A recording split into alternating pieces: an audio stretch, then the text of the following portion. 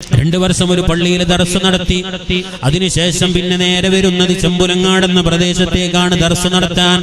നമ്മൾ പലരും വിചാരിക്കുന്ന പോലെ ചെമ്പുലങ്ങാട് എന്നത് ഉസ്താദിന്റെ വീടുള്ള സ്ഥലമല്ല. ഉസ്താദിന്റെ വീട് സ്ഥിതി ചെയ്യുന്ന പ്രദേശത്തിന്റെ പേരല്ല ചെമ്പുലങ്ങാട്. ഉസ്താദ് 35 വർഷം തുടർച്ചയായി ദർസ് നടത്തിയ പ്രദേശമാണ് ചെമ്പുലങ്ങാട്. 2 കൊല്ലം മാത്രമാണ് അതിനു മുമ്പ് ദർസ് നടത്തിയിട്ടുള്ളത് മറ്റൊരു നാട്ടിൽ. അത് കഴിഞ്ഞ് നേരെ വന്നത് ചെമ്പുലങ്ങാട് എന്ന പ്രദേശത്ത്. പിന്നെ 3.5 പതിറ്റാണ്ട് തുടർച്ചയായി അവിടെയായിരുന്നു. ചില ആളുകൾ അങ്ങനെ ജോലി ചെയ്യുന്ന സ്ഥലത്തെ പേര് ഇപ്പൊ ഞാൻ പഠിച്ചിരുന്നു കൈത്തക്കര ദർസിലും. കൈത്തക്കര ഉസ്താദ് എന്ന പേരിൽ അറിയപ്പെട്ട ഒരാളുണ്ട്. ഉസ്താദിന്റെ വീട് കൈത്തക്കരല്ല, കിലോമീറ്ററുകളോളം പോവാണ്ട് ഉസ്താദിന്റെ വീട്ടിക്ക്. പക്ഷേ ഉസ്താദ് 5 പതിറ്റാണ്ട് കാലം മരിക്കുന്നത് വരെ കൈത്തക്കര ദർസ് നടത്തിയത് എന്നതുകൊണ്ട് ഉസ്താദിന് ആ പേരിൽ അറിയപ്പെടുക. എന്ന പോലെ ബഹുമാനപ്പെട്ട ചെമ്പുലങ്ങാട് ഉസ്താദ് ജോലി ചെയ്ത സ്ഥലമായ അതായത് കൊണ്ട് തന്നെ ആ ഒരു പേരിൽ അറിയപ്പെട്ടു. ഏതായിരുന്നാലും ബഹുമാനപ്പെട്ട ചെമ്പുലങ്ങാട് ഉസ്താദ് തന്റെ 60ാമത്തെ വയസ്സിൽ ദർസ് നിർത്തിയിട്ട് വീട്ടിൽ വന്നു. ഇന്ന് മറവ് ചെയ്യപ്പെട്ട സ്ഥലം, ഇന്ന് ഉസ്താദിനെ മറവ് ചെയ്തിരിക്കുന്നത് ഉസ്താദ് താമസിച്ചിരുന്ന പഴയ വീട്ടിലാണ്. ഒരു പുതിയ വീട് അതിന്റെ സമീപത്തുണ്ട്. അവിടെ സ്വലാത്ത് ആരംഭിക്കുകയാണ്, ദിക്റിന്റെ മജ്ലിസ് ആരംഭിക്കുകയാണ്.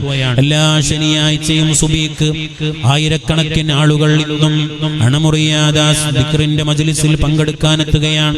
ബഹുമാനപ്പെട്ട ഉസ്താദ് അതിന് നേതൃത്വം നൽകുന്നതോടൊപ്പം മരിക്കുന്നതുവരെ ദീനി ഉലൂമിൽ കഴിയണമെന്നുള്ള വലിയ ആഗ്രഹമുണ്ടായിരുന്നു. ദർസ് നടത്തണമെന്ന വലിയ താല്പര്യമുണ്ടായിരുന്നു. അതുകൊണ്ട് തന്നെ വീടിന്റെ സമീപത്ത് ഒരു സ്ഥാപനമുണ്ടാക്കി. ജലാലിയ ഇസ്ലാമിക് കോംപ്ലക്സ് എന്ന പേരിൽ ഇന്നും പ്രവർത്തിച്ചു കൊണ്ടിരിക്കുന്ന ഒരു സ്ഥാപനം. അതിൽ മുത്തഅല്ലിമീങ്ങളും ഉസ്താദുമാരൊക്കെ വെച്ചിട്ടൊരു സംവിധാനമായി ഉസ്താദ് മരിക്കുന്നതുവരെ ആ ഒരു ദർസി സംവിധാനം നിലനിർത്തണമെന്ന് 60ാമത്തെ വയസ്സിൽ വീട്ടിലേക്ക് പോന്നപ്പോഴും ആ ഒരു ബന്ധം വിടാതിരിക്കാൻ അതൊരു സംവിധാനം ഉണ്ടാക്കി. ഇന്നും അതവിടെ പ്രവർത്തിച്ചു കൊണ്ടിരിക്കുകയാണ്. അങ്ങനെ ബഹുമാനപ്പെട്ട ഉസ്താദ് ഈ സമയങ്ങളിൽ തന്നെ മഹാരഥന്മാരായ മഹത്തുക്കളുമായി വലിയ ആത്മീയ ബന്ധം സ്ഥാപിച്ചു എന്നാണ്.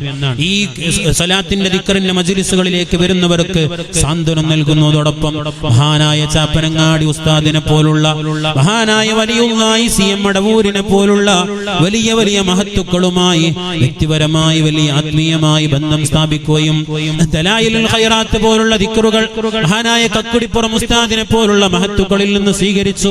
വലിയ ആത്മീയ നേതാക്കളെയൊക്കെ കണ്ടവരിൽ നിന്നൊക്കെ ഔറാദുകൾ സ്വീകരിച്ച് ജീവിതത്തിൽ അതൊക്കെ പകർത്തി ജീവിച്ച മഹാനായ ചെമ്പുലങ്ങാട് ഉസ്താദിന്റെ അടുക്കലേക്ക് ആളുകൾ, ആയിരക്കണക്കിന് ആളുകൾ തങ്ങളുടെ പ്രയാസങ്ങൾ പറഞ്ഞ് പ്രതിസന്ധികൾ പറഞ്ഞെത്തുമായിരുന്നു.